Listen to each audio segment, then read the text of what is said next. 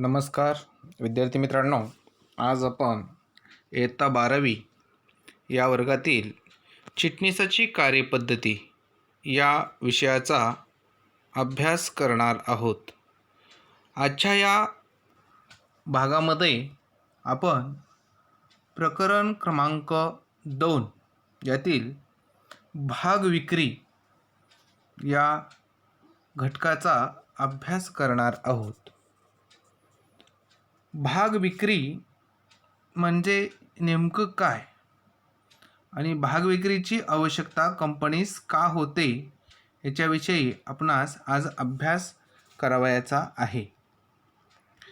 Company ज्यावेळेस भांडवल जमा करते त्यावेळेस मालकीचे भांडवल आणि कर्जाऊ भांडवल अशा दोन भांडवलाचा वापर करत असते. म्हणून मालकीचे भांडवल जमा करत असताना भाग विक्री हा अत्यंत महत्त्वाचा असलेला घटक दिसून येतो. म्हणून आज आपण भाग विक्रीची प्रक्रिया नेमकी कशी होते याचा अभ्यास करणार आहोत. कंपनीला नवीन व्यवसाय सुरू करण्यासाठी किंवा चालू व्यवसाय वाढवण्यासाठी किंवा पूर्वीची देणी देण्यासाठी भांडवलाची गरज असते. कंपनी भाग, कर्जरोखे, बॉन्ड्स इत्यादीची विक्री करून भांडवल उभारते. जर कंपनीस भाग विक्री करून भांडवल उभारावयाचे असेल तर ते पुढील भागांचे वाटप करते. म्हणजे जर कंपनीला मालकीचे भांडवल जमा करायचे असेल तर ते काय करते, तर पुढील भाग विक्री करून भाग भांडवलाची उभारणी करते. त्यामध्ये पहिला भाग दिलेला आहे अग्रहक्क भाग आणि दुसरा दिलेला आहे समहक्क भाग किंवा सामान्य भाग. त्याला समभाग असंही म्हटलेलं आहे. तर लक्षात, तर आपण अग्रहक्क भाग म्हणजे काय, समहक्क भाग म्हणजे काय हे सर्वसामान्यरित्या दुसऱ्या प्रकरणात पाहिलेलं आहे. लक्षात, तर ह्या भागांची विक्री करून कंपनी काय करते, तर भांडवल उभं करण्याचं कार्य हे करत असते.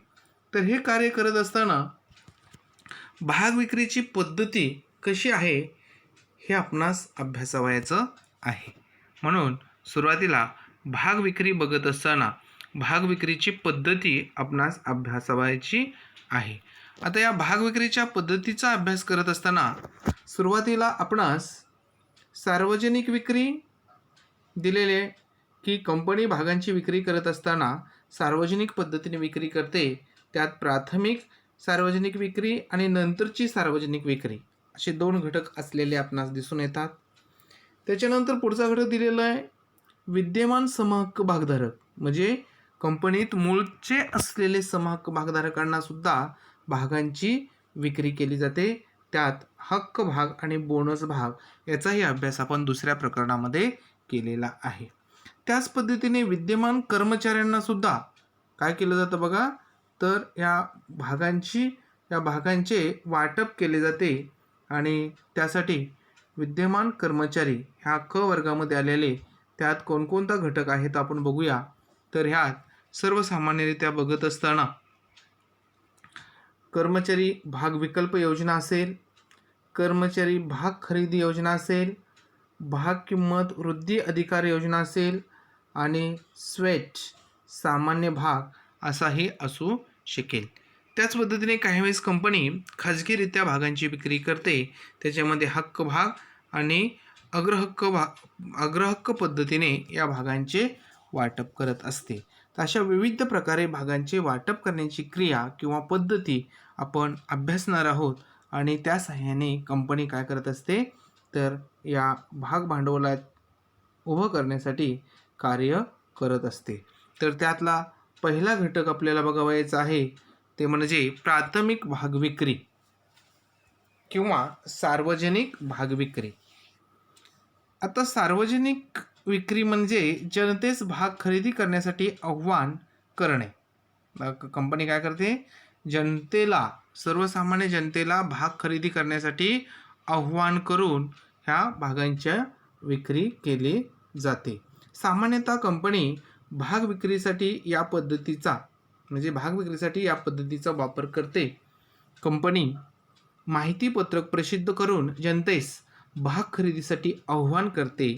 त्यासाठी कंपनी दोन किंमत पद्धतीचा अवलंब करते. म्हणजेच कंपनी या दोन किंमत पद्धतीचा अवलंब करून काय करते, भाग विक्रीची प्रक्रिया ही सुरू करत असते.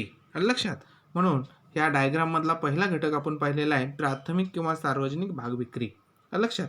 त्याच्यानंतर आपल्याला पुढचा घटक बघायचा आहे काय, तर निश्चित किमतीस भाग विक्री. म्हणजेच सर्वसामान्य त्या किमतीला कशा पद्धतीने भागाची विक्री केली जाते याचाही अभ्यास आपणास करावायचा आहे. आणि हा अभ्यास करत असताना इथं आपण पाहू शकतो या पद्धतीमध्ये कंपनी माहितीपत्रक प्रसिद्ध करते, ज्यामध्ये भागाची संख्या आणि किंमत, बघा, ज्यामध्ये भागाची संख्या आणि किंमत ही काय केलेली असते, नमूद केलेली असते. म्हणजेच किंमत आणि ती काय आहे ती हे आहे ते दर्शवलेली असते किंवा नमूद केलेली असते. दर्शनी किमतीचा काही हिस्सा अर्जासोबत गुंतवणूकदाराकडून मागवतात. जेव्हा विक्रीचा कालावधी पूर्ण होतो तेव्हा कंपनीला तिच्या भागांना असलेली मागणी समजते. कंपनी दर्शनी मूल्यास किंवा वाढाव घेऊन भाग विक्री करू शकते. म्हणजेच आपल्या भागांना असलेली मागणी हे जास्त आहे की कमी आहे, म्हणजे भागाला जास्त मागणी असण्याची शक्यता आणि भागाला कमी मागणी असण्याची शक्यता, अशा दोन शक्यता दिलेल्या आहेत. तर या दोन घटकांचा विचार करून काय केलं जाते, कंपनी परत भागांची विक्री कशा पद्धतीने करावयाची याचा विचार करत असते. लक्षात? तर अशा रीतीने भागाची विक्री करण्यासाठी निश्चित किमतीला भाग पद्धती कशी विक्री केली जाते याचाही आपण अभ्यास करू शकतो. त्यानंतर आपल्याला बघायचं आहे बुक बिल्डिंग पद्धत. भाग विक्री करण्याची बघा कुठली पद्धत दिली आहे, बुक बिल्डिंग पद्धत. आता ह्या बुक बिल्डिंग पद्धतीचा ज्यावेळेस आपण विचार केला त्यावेळेस काय म्हणलेलं आहे बघा, तर या पद्धतीमध्ये भाग वाटप करणारी कंपनी भागाची संख्या आणि विक्री किंमत लिलाव पद्धतीने निश्चित करत असते. काय करत असते, तर ह्या सर्व घटकाचा विचार करून लिलाव म्हणजेच सर्वसामान्यपणे बोली लावून याची किंमत निश्चित करत असते. म्हणजेच कंपनी गुंतवणूकदारांना किंमत श्रेणी कळवते व गुंतवणूकदाराला त्या श्रेणीतील किमतीस बोली लावते. बघा, श्रेणीतील किमान किमतीला फ्लोअर प्राईज असं म्हणलेलं आहे, किंमत असे म्हणतात. आणि श्रेणीतील कमाल किमतीस कॅप किंमत असंही म्हणतात. जेव्हा भागाची किंमत निश्चित होईल त्यास कट ऑफ प्राईज किंवा विक्री किंमत असे म्हणतात. गुंतवणूकदार कितीही भागासाठी बोली लावू शकतो. बोली ही 5 दिवसासाठी खुली असते. बोली व आवेदन अर्ज रक्कम हे व्यापारी बँकेकडे पाठवले जाते. कंपनी बोलीची प्रक्रिया संपल्यावर, म्हणजेच सर्वसामान्य ही बोलीची प्रक्रिया संपल्यावर काय करते, कमाल किमतीनुसार कट ऑफ प्राईज किंवा विक्री किंमत निश्चित करते. म्हणजे यात थोडक्यात काय केलं जातं बघा, तर या किमतीचे भाग बाजारात विकावयास येणार आहेत, तर घेणाऱ्यांनी ग्राहक किती किंमत द्यायला तयार आहेत त्यांच्याकडून काय केलं जातं, तर ती किंमत मॅक्सिमम किंमत त्यांच्याकडून मागवली जाते. आणि त्या किमतीनुसार कंपनीला जे काही किंमत परवडेल किंवा कंपनीला योग्य वाटेल अशा ह्याला त्याला म्हणलेलं आहे कट ऑफ प्राईज असं म्हटलेलं आहे. तिथं काय केलेलं आहे, तर ती भागांची विक्री केली जाते. म्हणून अशा पद्धतीने भाग विक्री करत असताना ही बुक बिल्डिंग पद्धतीचा अवलंब केलेला आपणास दिसून येतो.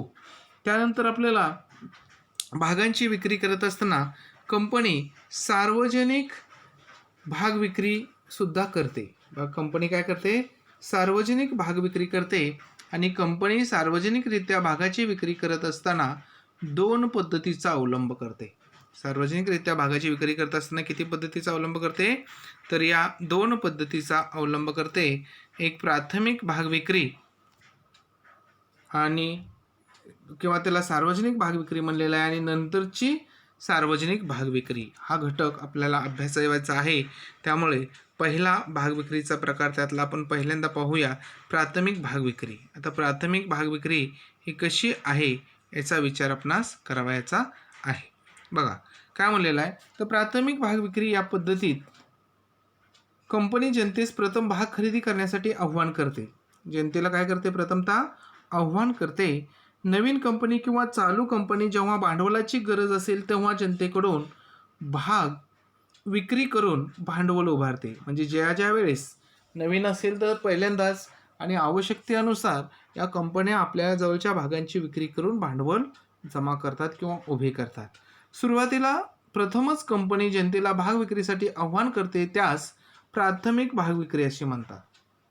सुरुवातीला कंपनी जी भागाची विक्री करते नवीन कंपनी त्याला प्राथमिक भाग विक्री असे म्हणतात. IPOच्या आधी कंपनीचे बघा IPOच्या आधी कंपनीचे भाग नोंदवलेले नसतात, पण IPO नंतर ती सूचीबद्ध कंपनी असते आणि ती तिच्या भागाची खरेदी विक्री खुल्या बाजारात करू शकते किंवा त्याच्या भाग बाजाराची म्हणजे भाग बाजारामध्ये त्या कंपनीच्या भागाची विक्री होऊ शकते. म्हणून कंपनी प्राथमिक भाग विक्री निश्चित किमतीस भाग विक्री पद्धतीने किंवा बुक बिल्डिंग पद्धतीचा सुद्धा वापर करू शकते. म्हणून इथं आपण सांगू शकतो या पद्धतीने ही जी कंपनी आहे ही कंपनी काय करते तर प्राथमिक भाग विक्रीसाठी निश्चित किमतीस भाग विक्री पद्धत किंवा बुक बिल्डिंग पद्धतीचा सुद्धा वापर करू शकते. आलं लक्षात? याच्यानंतर यातला दुसरा घटक आपल्याला बघायचा आहे ते म्हणजे नंतरची सार्वजनिक विक्री. आता नंतरची सार्वजनिक विक्री बघत असताना भागांची विक्री बघत असताना काय दिलेलं आहे बघा. फाउंड इथं थोडासा हलतोय. काय म्हटलेलं आहे तर प्राथमिक भाग विक्री नंतर जेव्हा कंपनी भाग विक्री करते त्यास नंतरचे किंवा दुय्यम भाग विक्री असे म्हणतात. सूचीबद्ध कंपनीच्या प्राथमिक भाग विक्री नंतरच्या विक्रीला नंतरची भाग विक्री असे म्हणतात. तर अशा पद्धतीने प्राथमिक भाग विक्री आणि नंतरची भाग विक्री हा घटक आपण इथं पाहू शकतो. त्याच्यानंतर आपल्याला बघवायचं आहे भाग विक्रीच्या पद्धतीमध्ये विद्यमान समहक्क भागधारकांना भाग विक्री. आता कंपनी काय करते जे कंपनीचे मूलतः विद्यमान समहक्क भागधारक आहेत यांना भागांची विक्री करते. आता या समहक्क भागधारकांना भागाची विक्री करत असताना कंपनी दोन प्रकारे भागाची विक्री करू शकते. म्हणजे कंपनी भांडवल उभारण्यासाठी विद्यमान म्हणजे पूर्वी आहेत अशा विद्यमान समहक्क भागधारकांनाच भागांची विक्री करते. यामध्ये या विद्यमान समहक्क भागधारकांना भागाची विक्री करत असताना बघा हक्क भाग आणि बोनस भाग या दोन भागाची विक्री करत असलेली आपणास दिसून येते. हक्क भाग आणि बोनस भागाची विक्री करत असलेली दिसते. म्हणून आज आपण आता अभ्यासणार आहोत हक्क भाग. काय त्यातला पहिला घटक अभ्यासाचा भाग विक्रीचा हक्क भाग.